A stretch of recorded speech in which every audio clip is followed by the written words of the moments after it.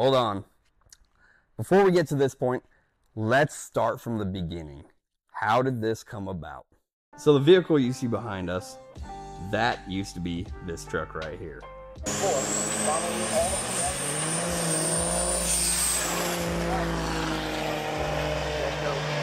Around 5 o'clock this afternoon. Big run in the right lane to the 1355 at 103 miles an hour.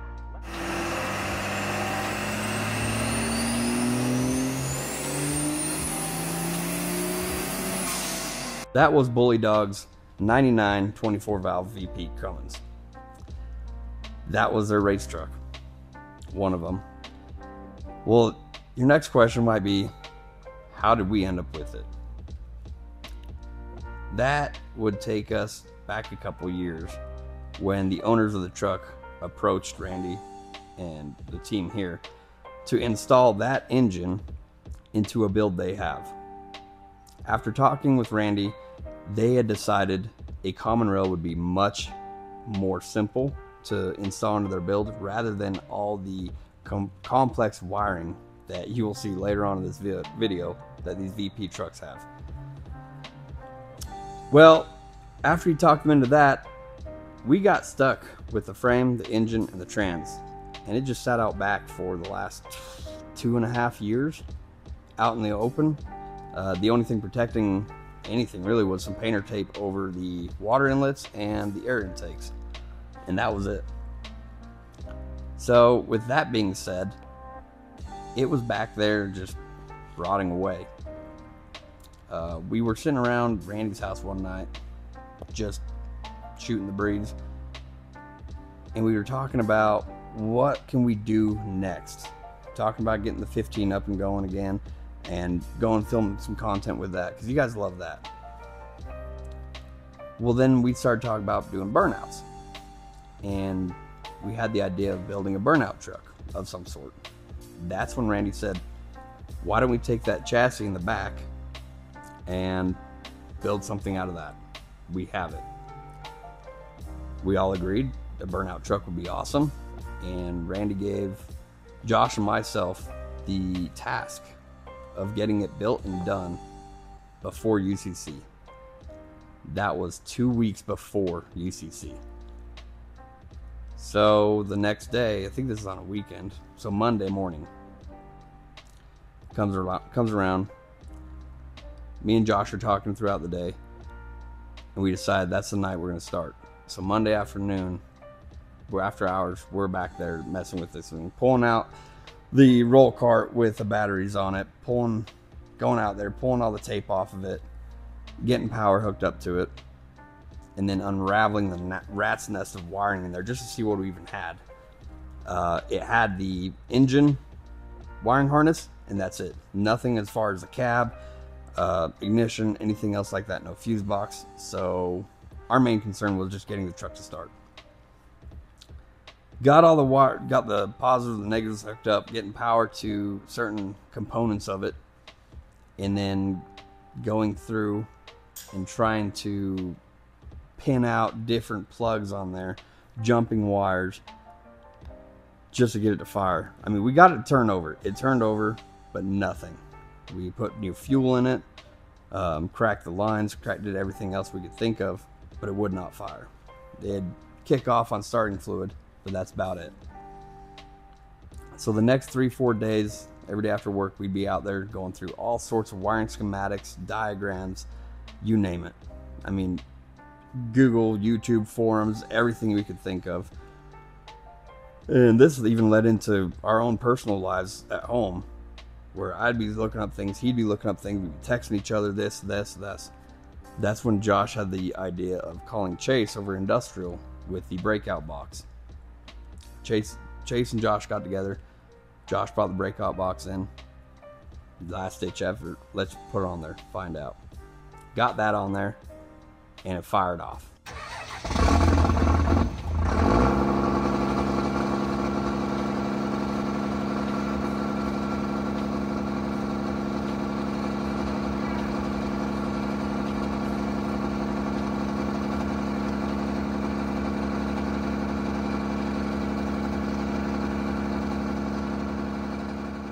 it ran great. It idled smooth. I mean, we were honestly impressed that it ran this smooth. So from that point, we knew we had a good base, a good bone structure, whatever you want to call it, that we could build off of. We had no other idea of what we were doing with it other than a recliner for a seat. Everything else we were like, well, we'll just figure out along the way. So we've got the truck running now. Brought it over to Gilly's shop to do up some fab work. Seat will be here. All the controls, the main ones, steering, brakes, and throttle. That's all we need. And then figure out this rat's nest of wiring. And Gilly will be building ourselves a firewall, more or less, some fenders and everything else. Whole lot of goddamn duct tape and zip ties. Whole lot of it. Whole lot of it. Just don't touch the tree. Okay, so we are chasing diagrams on this electrical system. You know, 12 valves are so much easier. You need 3 wires. So we are trying to bypass the ignition switch by jumping different pinouts, chasing the pinout diagram, all that, so that we can fool the truck and the VP and everything thinking that the key is on. But not easy when you don't have the fuse box and you have to try and jump a few different pins, but we're figuring it out.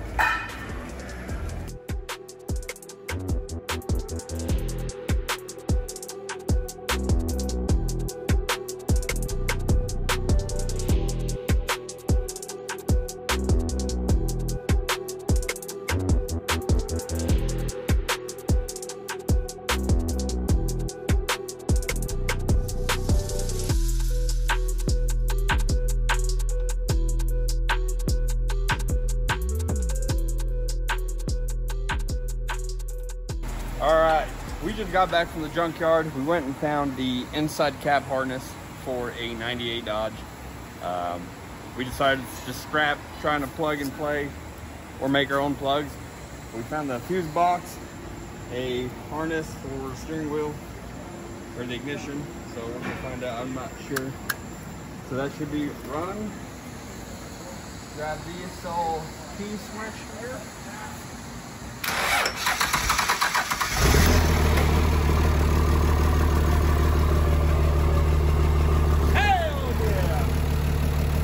That's our throttle.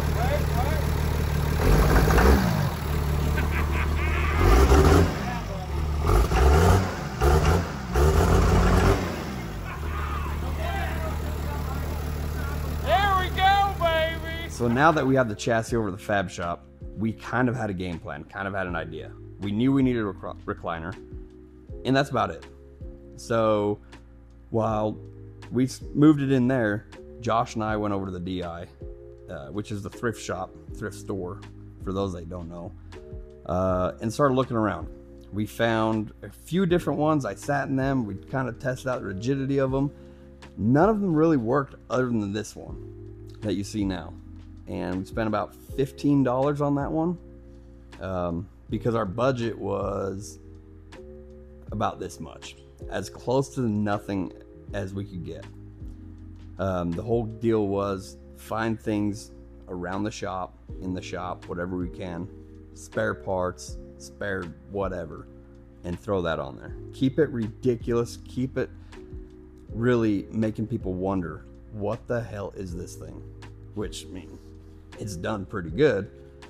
So that was that. I mean, obviously there's some things we had to buy, but we were very, very frugal on what we were spending our money on. All right, so now that we have fire in the wire, it's breathing, it's smoking, it's running, we have throttle, we have all the electrical that we need to make this thing go down the road. Part 2 means the fabrication part. So take a step with me, take a walk. Ooh, we might do like a little walkway into the old captain's chair. And we're gonna go right about there. About there. And steering wheel, just envision with me. Steering wheel, this will probably be fixed, right? Yep. We're gonna fix this. And shift linkage will be on the left-hand side. steering wheel here, and then we're gonna add some additions up here on top, about 5 inches, another piece of hoop right here. for safety. We'll do some diagonal braces down to the back of the frame. We've already built a 6-point, kind of like V-hoop right here. It's all foot plated and gusset down to the frame. And yeah, we're making progress. You should be driving this thing by an hour? Yeah. Oh, I think so. No, this is gonna be great.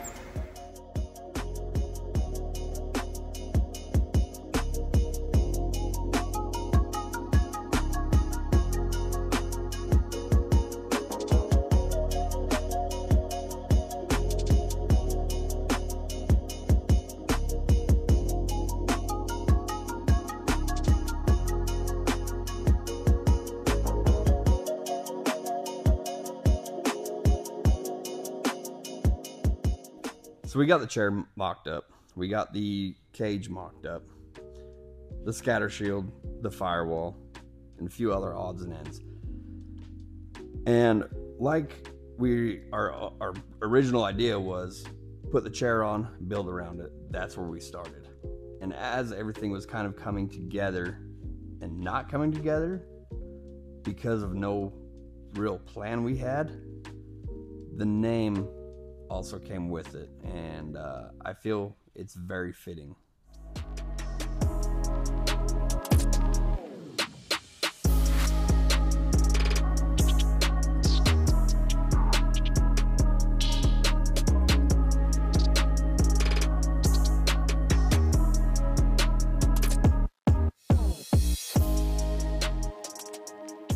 After we got all that mocked up, it was time to figure out where the pedals are going to go, as well as the donor steering, which you can see we have an idea. The seat needs to be in a reclined position, so finding a comfortable place where it's easy to maintain, or easy to drive, I should say, but also if something did happen, it's still easy to get out of the chair.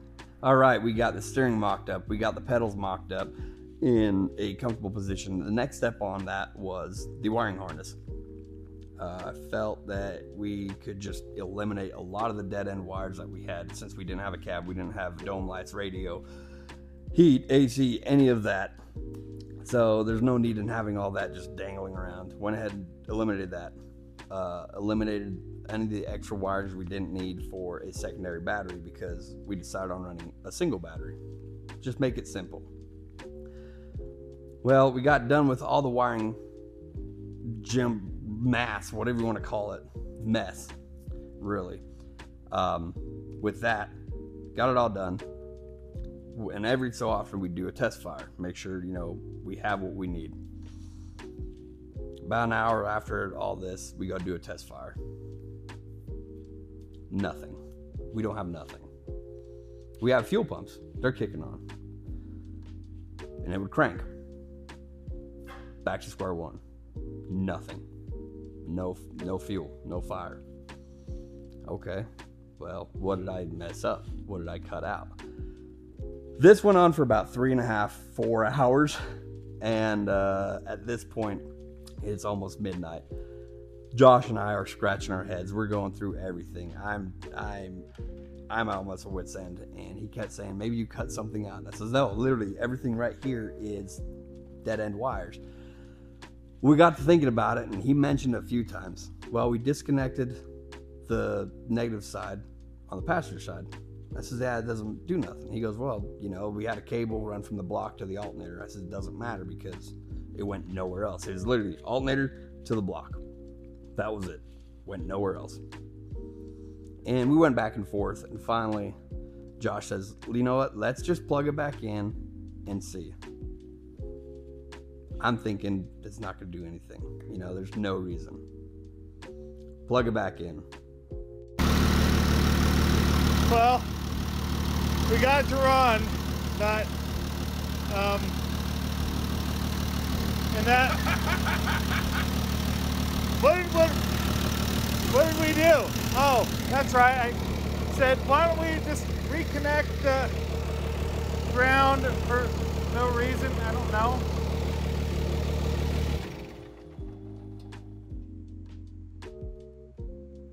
What the fuck? I don't know. And it fires. And it takes off. And I was so irritated that that worked that I couldn't do nothing but laugh. So I went to shut the truck off. We were like, all right, cool. The night's done. We can finish it tomorrow. Turn the key off. Nothing. It keeps running. Now we're looking at each other like, what is going on here? Walk over, disconnect the ground. Truck shuts off. All right, cool. Now we have a new problem. So then, out of curiosity, we try to fire it again. It won't fire. Connect it back. It fired. Disconnect, shuts it off. All right, cool. Luckily, that was an easy fix. Just meant we have to put a kill switch for the ground, which is, to me, I've never had to do that before. It's always for the positive. But whatever, we're on a time crunch here, so we went ahead and did that.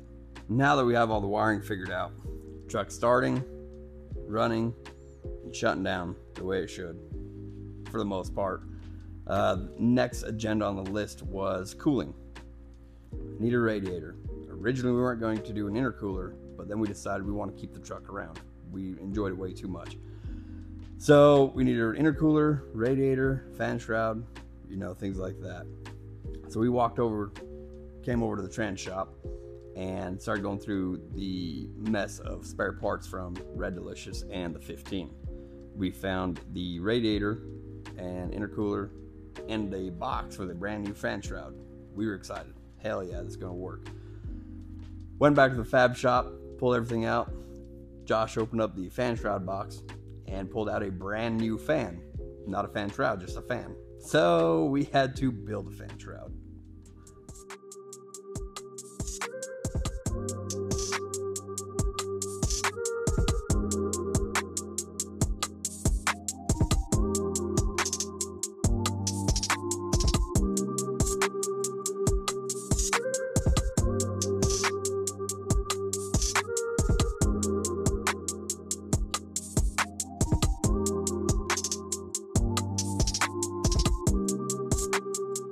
Now, after we have the radiator and fan shroud all mocked up, ready to rock and roll, the next on the list would be intercooler, getting that mounted up, pulling the ABS module off the master cylinder, reconfiguring the brace setup for the master cylinder. Can't go from the engine to the chassis, it's got to stay on the chassis. After that, we have the shift linkage, how we're going to design that, and keep it gated. And then we needed pedals. Gotta go, gotta stop. With that being said, we needed a throttle cable, a sheathed throttle cable, which we found one, very close. You could say we were practically on top of it. That's because it was the e-brake cable. It's Memorial Day. Everyone is at home with their families taking the day off. We're still at the shop. We're still working. We leave tomorrow. Dave and I have been here since 7 in the morning till midnight for the last 5 days, sometimes later, working on this thing nonstop.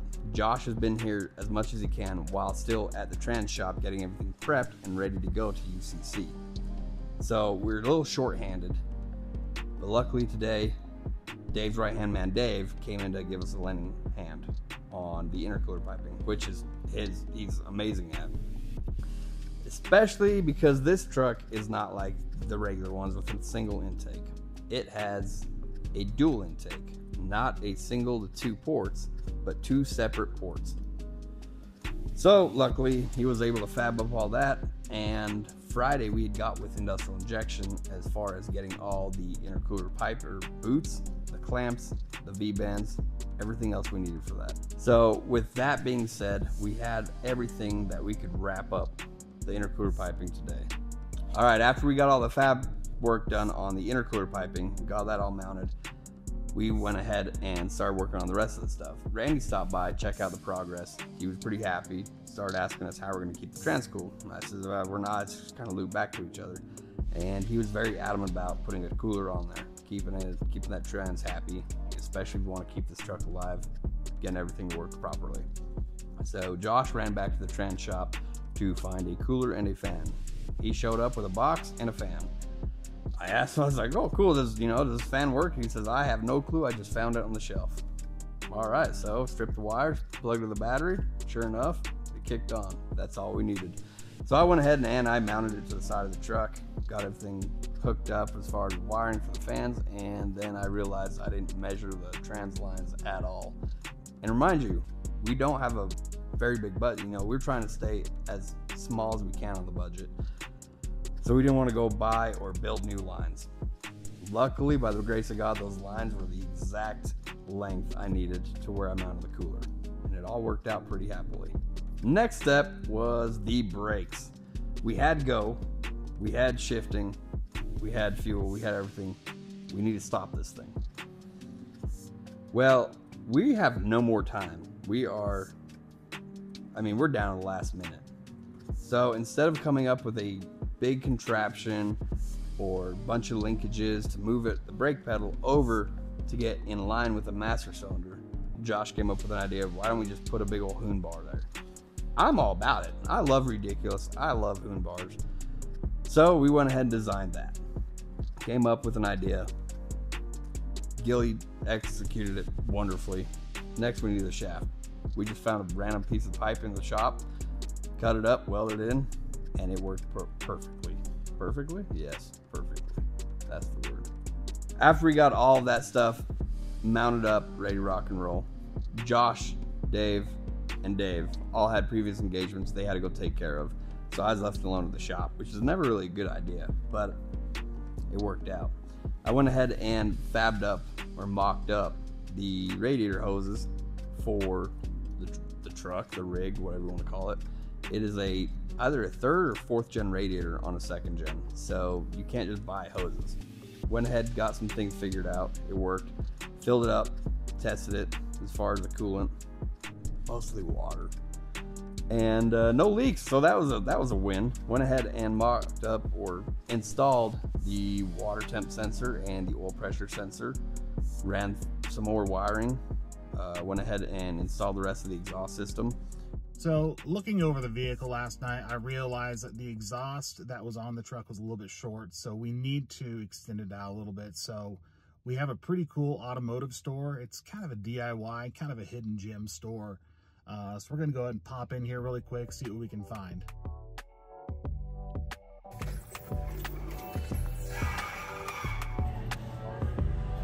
Excuse me, where's the exhaust aisle? Those are gonna melt. Okay. That might work. Okay, now we're getting closer. Yeah, see, we could do something like this guy right there. Yeah, that could make a good stack. See, people underestimate, they got all types of exhaust components here. What do we have here?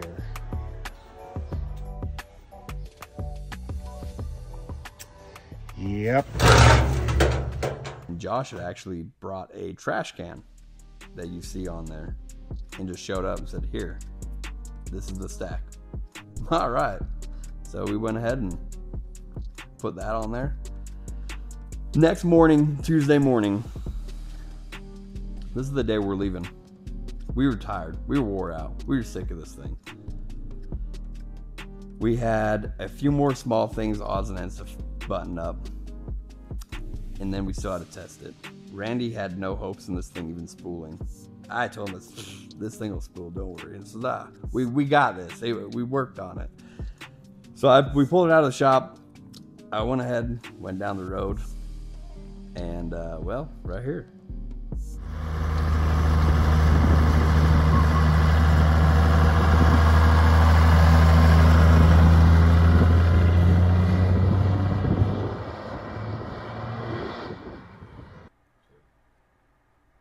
Son of a bitch. It wasn't spooling. There's nothing. Got to the trans shop and I thought, great, here we go. And while I was waiting for everyone to kind of get gathered around, because I mean, why not? Who doesn't like burnouts? Well, I didn't even know if it would spool. Shut the truck off. Everyone came out. I went to fire back up. Dead battery. So I thought, oh, okay, well. So we jumped it off. And I thought, well, maybe it's because we didn't have enough voltage to the pump, to the computer, something, so we left the jump pack on there. And next thing you know,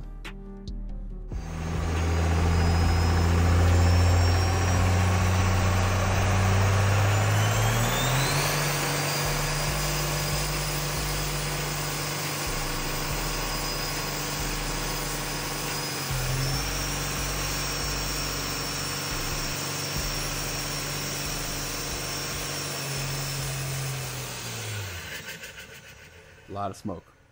A lot of smoke. And then came the turbos. So then it ran. It did real good. Pulled down the main road. Did a nice little smoky little drive away. Burnout. What do you want to call it? Peel out. And unfortunately we had no more time to work on it as far as the wiring. So how would I put this? The idea we came up with, just leave the jump pack hooked up to it. So we made sure the jump pack was charged. That's why in the other Burnout videos, you'll see the jump pack is strapped to the front of the old Metheny. We had no time to figure out what was going on with the charging issue. Good morning, everybody. It is, what is it? Wednesday, I believe. And we are on the road to UCC. We've got Nick, we've got Adam in the truck, Cap's over there somewhere. We've got our merch trailer, we got Red Delicious back there, and we got something special that you can't see. We are one eternity later.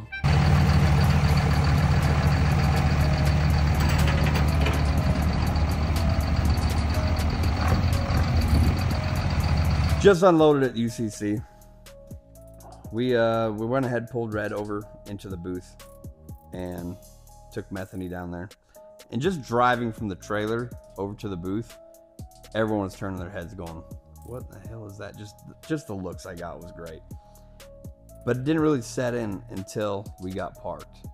And driving in, I mean, you've got some really jacked up trucks with beautiful undercarriages. They got frame overlays. They got beautiful suspension, big wheels, nice paint jobs. You've got everything from low to high, race trucks, just crazy builds. And you would think that would stop people. Well, watching people walk by, look at Red, look at Derek 6'7", you know, the other trucks parked on the same row, they just kind of slow down and walk. Then they see Metheny and they stop dead in their tracks. And they just go, what the hell is that? And that means we did our job, because it gained a ton of attention. Many people would come walking up. They'd look at Red, or they'd look at this truck or look at that truck, but they would walk up and actually take pictures of the truck or take pictures with the truck.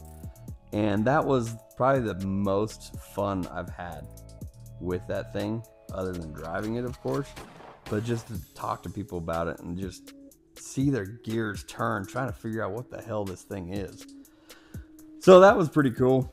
A lot of people came up and complimented it, and wondered what it was for. And I told them, I said, well, it's our Burnout rig. It's a Randy's Transmission Burnout rig. And then it was showtime.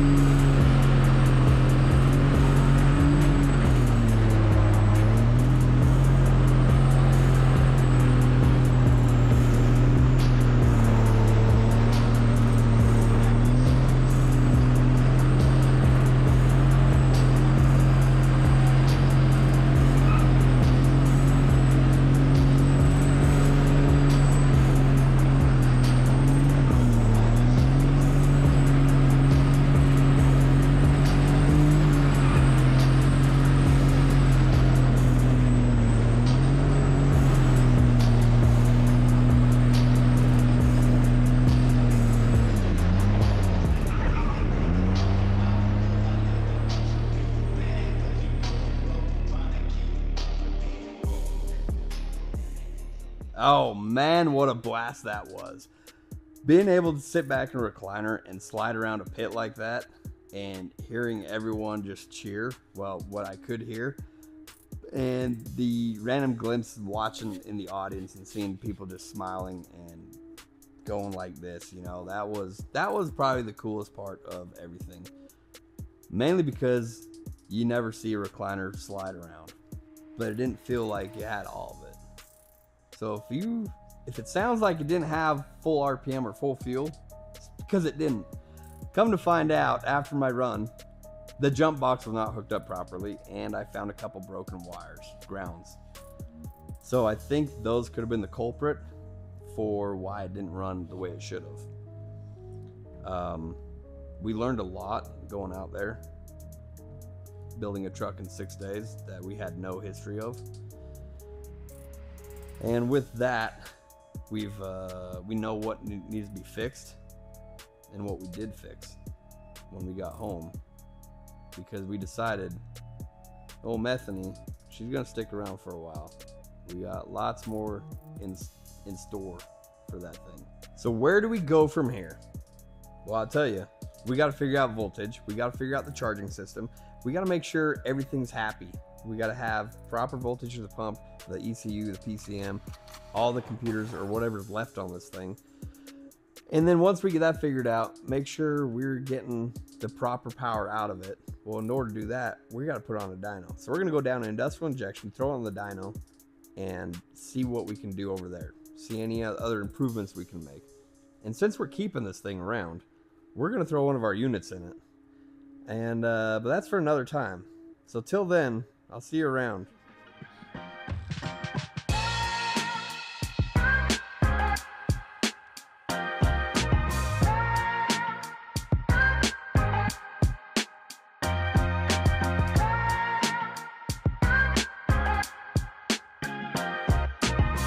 Have a great time.